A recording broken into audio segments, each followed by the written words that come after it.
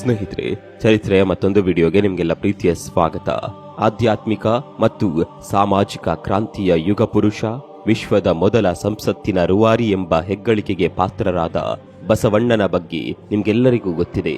ಆದರೆ ಬಸವಣ್ಣ ಸಣ್ಣ ವಯಸ್ಸಿನಲ್ಲೇ ಮನೆ ಬಿಡಲು ಕಾರಣವೇನೆಂದು ಗೊತ್ತಾ? ಅವರ ಕೊನೆಯ ದಿನಗಳು ಹೇಗಿದ್ದವು ಗೊತ್ತಾ? ಇಷ್ಟಕ್ಕೂ ಅಂಚೆ ಚೀಟಿಗಳಲ್ಲಿ, ನಾಣ್ಯಗಳಲ್ಲಿ ಯಾವ ಹೆಸರಾಂತ ವ್ಯಕ್ತಿಗಳ ಚಿತ್ರಪಟವನ್ನ ಪ್ರಕಟಿಸಿದ ಇಲಾಖೆ ಬಸವಣ್ಣನ ಭಾವಚಿತ್ರವನ್ನ ಯಾಕೆ ಪ್ರಕಟ ಮಾಡಿತ್ತು ಗೊತ್ತಾ? ಬಸವಣ್ಣ ನಿಜಕ್ಕೂ ಲಿಂಗೈಕ್ಯರಾದರು ಅಥವಾ ಅವರು ಕೊಲೆಯಾದರು? ಈ ಎಲ್ಲ ಕುತೂಹಲಕಾರಿ ವಿಷಯಗಳನ್ನ ಡೀಟೇಲ್ ಆಗಿ ತೋರಿಸ್ತೀವಿ ನೋಡಿ.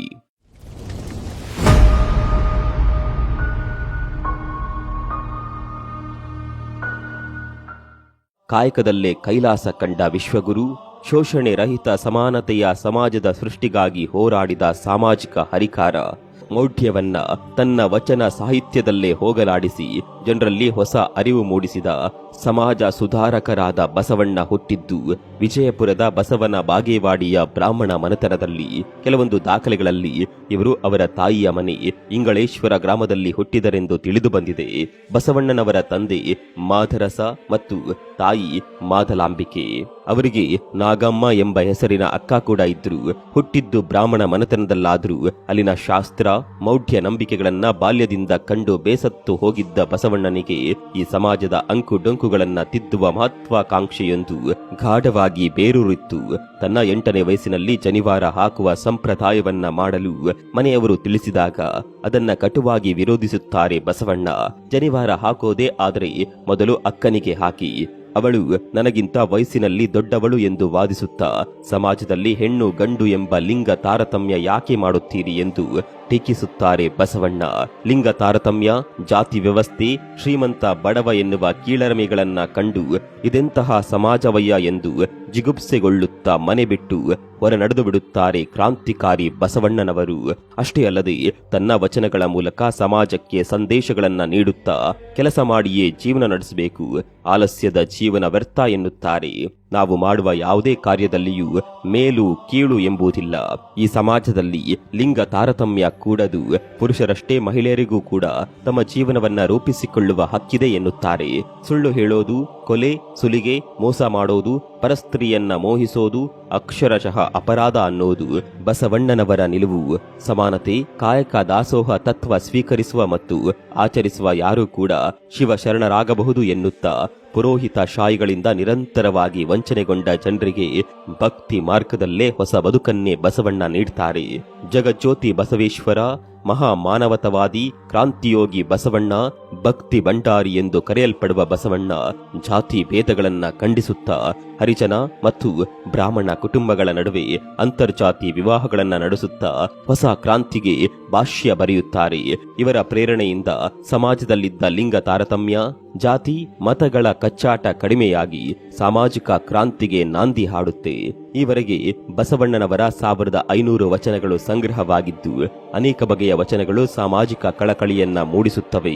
ಕೂಡಲ ಸಂಗಮ ದೇವ ಎನ್ನುವ ಅಂಕಿತ ನಾಮದಿಂದ ಮೂಡಿಬರುವ ಇವರ ವಚನಗಳು ಜ್ಞಾನದ ಸಾಗರವನ್ನೇ ಹಾರಿಸಿ ಬದುಕನ್ನೇ ಬದಲಾಯಿಸೋದು ಸುಳ್ಳಲ್ಲ. ಇವರ ಬಗ್ಗೆ ಕನ್ನಡ, ತೆಲುಗು, ಸಂಸ್ಕೃತ, ತಮಿಳು ಮತ್ತು ಮರಾಠಿ ಭಾಷೆಗಳಲ್ಲಿ ಪುರಾಣಗಳ ರಚನೆಯಾಗಿದೆ. ಬಾಗೇವಾಡಿ ಕಪ್ಪಡಿ ಸಂಗಮದಲ್ಲಿ, ಕಲ್ಯಾಣ ಮಂಟಪಗಳಲ್ಲಿ ಇವರ ಸ್ಮಾರಕಗಳಿದೆ. ಬೆಳಗಾವಿಯ ಅರ್ಜುನವಾಡದ ಶಿಲಾಶಾಸನದಲ್ಲಿರುವ ಸಂಗಡ ಬಸವ ಹೆಸರು ಇವರದ್ದೇ ಎಂದು ವಿದ್ವಾಂಸರು ತಿಳಿಸಿದ್ದಾರೆ. ಇಷ್ಟೆಲ್ಲ ಸಾಮಾಜಿಕ ಕ್ರಾಂತಿಗೆ ಕಾರಣರಾದ ಬಸವಣ್ಣನವರು 12ನೇ ಶತಮಾನದಲ್ಲಿ ಒಂದು ಅನುಭವ ಮಂಟಪವನ್ನ ಸ್ಥಾಪಿಸಿ ಅಲ್ಲಿ ಎಲ್ಲಾ ಧರ್ಮದ ಕವಿಗಳು, ಶರಣರು, ತತ್ವಜ್ಞಾನಿಗಳು ಸೇರಿ ತಮ್ಮ ಅನುಭವಗಳನ್ನ ಹಂಚಿಕೊಳ್ಳಲು ಮತ್ತು ಸಮಸ್ಯೆಗಳನ್ನ ಚರ್ಚಿಸಲೆಂದು ಸಾಮಾಜಿಕ ಧಾರ್ಮಿಕ ಸಂಸತ್ತಿನಂತೆ ವೇದಿಕೆಯನ್ನ ಕಲ್ಪಿಸಿಕೊಡುತ್ತಾರೆ. ಇದರ ಮೊದಲ ಅಧ್ಯಕ್ಷರು ಬಸವಣ್ಣನವರ ಸಮಕಾಲೀನರಾದ ಅಲ್ಲಮ ಪ್ರಭು. ಈ ಅನುಭವ ಮಂಟಪದ ಪ್ರಭಾವ ಆ ಸಂದರ್ಭದಲ್ಲಿ ಹೇಗಿತ್ತು ಅಂದ್ರೆ, ಒಮ್ಮೆ ಕಾಶ್ಮೀರದ ಮಹಾರಾಜ ಅನುಭವ ಮಂಟಪ ನೋಡಿ ಅಲ್ಲಿನ ಚರ್ಚೆ, ಅನುಭವಗಳನ್ನ ಕಂಡು ಬೆರಗಾಗಿ ತನ್ನ ಬದುಕಿನ ದಿಕ್ಕನ್ನೇ ಬದಲಾಯಿಸಿ ಇದೇ ಊರಲ್ಲಿ ಕಟ್ಟಿಗೆ ಮಾರಲು ಆರಂಭಿಸುತ್ತಾನೆ. ಇಷ್ಟೆಲ್ಲ ಬದಲಾವಣೆಗಳನ್ನ ತಂದ ಬಸವಣ್ಣ ಅದೆಷ್ಟೋ ಶಿವಶರಣರಿಗೆ, ಜನಸಾಮಾನ್ಯರಿಗೆ ಗುರುವಾಗಿ ದೇವರಾಗಿ ಬಿಡುತ್ತಾರೆ. ಅಂದಹಾಗೆ ಕಾಯಕವೇ ಕೈಲಾಸ ಎಂದು ಸಾರಿದ ಬಸವಣ್ಣ 1196ರಲ್ಲಿ ಕೂಡಲ ಸಂಗಮದಲ್ಲಿ ಲಿಂಗೈಕ್ಯರಾಗ್ತಾರೆ. ಇನ್ನು ಇವರ ಸಾವಿನ ಬಗ್ಗೆ ಹಲವಾರು ಊಹಾಪೋಹಗಳು ಹರಿದಾಡುತ್ತಲೇ ಇವೆ. ಅನೇಕ ಸಂಶೋಧನೆಯ ಪ್ರಕಾರ ಇವರ ವಿರೋಧಿಗಳು ಕೊಲೆ ಮಾಡಿದ್ದಾರೆ ಎಂದು ತಿಳಿದು ಬಂದಿದೆ. ಬಸವಣ್ಣನವರು ಐಕ್ಯವಾದರು ಎಂಬುದು ಕೇವಲ ಕಟ್ಟುಕತೆ. ಬಸವಣ್ಣನವರ ಸಮಾಜ ಸುಧಾರಣೆಯ ಕ್ರಾಂತಿಯನ್ನ ಸಹಿಸದೆ ಕಲ್ಯಾಣದಲ್ಲೇ ಅವರನ್ನ ಹತ್ಯೆ ಮಾಡಲಾಗಿದೆ ಎಂದು ಮಹತ್ವದ ಹೇಳಿಕೆಗಳನ್ನ ನೀಡಿದ್ರು ಸಾಹಿತಿ ಹಾಗೂ ಪ್ರಗತಿಪರ ಚಿಂತಕ ಪ್ರೊಫೆಸರ್ KS ಭಗವಾನ್.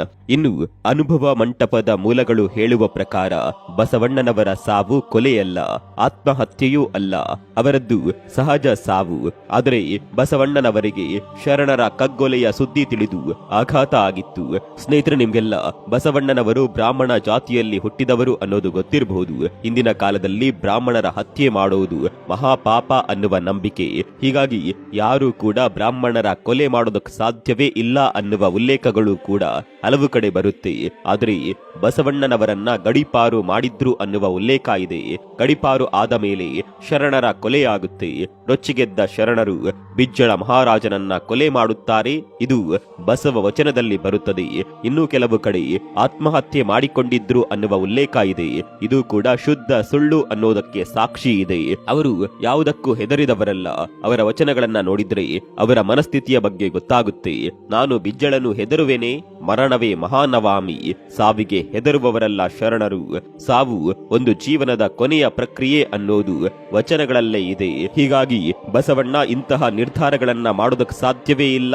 ಇನ್ನು ಇಚ್ಛಾಮರಣ ಅನ್ನುವ ಬಗ್ಗೆ ಹಲವು ಕಡೆ ಉಲ್ಲೇಖ ಬರುತ್ತೆ. ಇದಕ್ಕೆ ಕೂಡ ಸೂಕ್ತ ಸಾಕ್ಷಿ ಸಿಕ್ಕಿಲ್ಲ. ಅದೇನೇ ಅನುಮಾನಗಳಿದ್ರು ಬಸವಣ್ಣ ಕೂಡಲ ಸಂಗಮದಲ್ಲಿ ನಳನಾಮ ಸಂವತ್ಸರದ ಶ್ರಾವಣ ಶುದ್ಧ ಪಂಚಮಿಯಂದು ತನ್ನ 62ನೇ ವಯಸ್ಸಿನಲ್ಲಿ ಲಿಂಗೈಕ್ಯರಾಗುತ್ತಾರೆ ಎಂದು ಅನೇಕ ವಚನಗಳು ಪುರಾಣಗಳಿಂದ ತಿಳಿದು ಬಂದಿದೆ.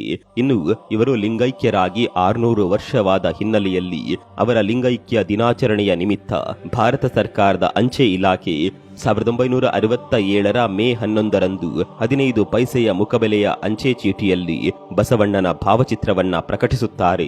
ಮುಂದೆ 1997ರಲ್ಲಿ 2 ರೂಪಾಯಿ, 5 ರೂಪಾಯಿಯಲ್ಲಿಯೂ ಸಹ ಅವರ ಭಾವಚಿತ್ರ ಪ್ರಕಟಗೊಳ್ಳುತ್ತೆ. ಆಗಿನ ಪ್ರಧಾನಮಂತ್ರಿ ಮನಮೋಹನ್ ಸಿಂಗ್ ಅವರು 100 ರೂಪಾಯಿ ನಾಣ್ಯದ ಮೇಲೆಯೂ ಸಹ ಬಸವಣ್ಣನ ಚಿತ್ರ ಪ್ರಕಟಗೊಳಿಸಿ ಬಿಡುಗಡೆಗೊಳಿಸುತ್ತಾರೆ. ಇಷ್ಟಕ್ಕೂ ಬಸವಣ್ಣನವರದ್ದು ಸಾಮಾನ್ಯ ಸಾವಲ್ಲ. ಆದರ್ಶಗಳನ್ನ ಪ್ರತಿಪಾದಿಸಿ ವಿಶ್ವ ಭ್ರಾತೃತ್ವದ ಸನ್ಮಾರ್ಗದಲ್ಲಿ ನಡೆಸಲು ಪ್ರೇರೇಪಿಸಿ 12ನೇ ಶತಮಾನದಲ್ಲಿ ಕರ್ನಾಟಕದಲ್ಲಿ ಇವರು ನಡೆಸಿದ ಸಾಮಾಜಿಕ ಮತ್ತು ಧಾರ್ಮಿಕ ಕ್ರಾಂತಿ ವಿಶ್ವದ ಇತಿಹಾಸದಲ್ಲಿ ಸುವರ್ಣಾಕ್ಷರದಲ್ಲಿ ಬರೆದಿಡುವಂತದ್ದು. ಜಡುಗಟ್ಟಿದ ಸಮಾಜದಲ್ಲಿನ ಅರ್ಥರಹಿತ ಆಚಾರ ವಿಚಾರ, ಮೇಲು ಕೀಳು ಎಂಬ ಭಾವನೆಗಳಿಂದ, ಸ್ತ್ರೀ ಪುರುಷ ಎಂಬ ಲಿಂಗ ಭೇದದ ತಾರತಮ್ಯದಿಂದ, ಶ್ರೀಮಂತ ಬಡವ ಎಂಬ ಅಂತರದ ಸಂಘರ್ಷದಿಂದ ಸಾಮಾಜಿಕ ವ್ಯವಸ್ಥೆ ರೋಸಿ ಹೋಗಿತ್ತು. ಅದನ್ನ ತನ್ನ ವಚನಗಳಿಂದಲೇ, ಅಂತರ್ಜಾತಿ ವಿವಾಹ, ಲಿಂಗಾಯತ ಧರ್ಮ ಸ್ಥಾಪನೆಗಳಿಂದಲೇ ಮತ್ತೆ ಉತ್ತಮ ಸಮಾಜ ನಿರ್ಮಾಣಕ್ಕೆ ನಾಂದಿ ಹಾಡಿದ ಬಸವಣ್ಣನ ಬದುಕು ನಿಜಕ್ಕೂ ಪ್ರೇರಣೆ, ಸ್ಫೂರ್ತಿ, ಆದರ್ಶ. ಬಸವಣ್ಣನ ಬಗ್ಗೆ ನಿಮ್ಮ ಅಭಿಪ್ರಾಯವನ್ನ ಕಮೆಂಟ್ ಮಾಡಿ. ಮುಂದಿನ ವಿಡಿಯೋದಲ್ಲಿ ಸಿಗೋಣ. ಅಲ್ಲಿವರೆಗೂ ನಮಸ್ಕಾರ.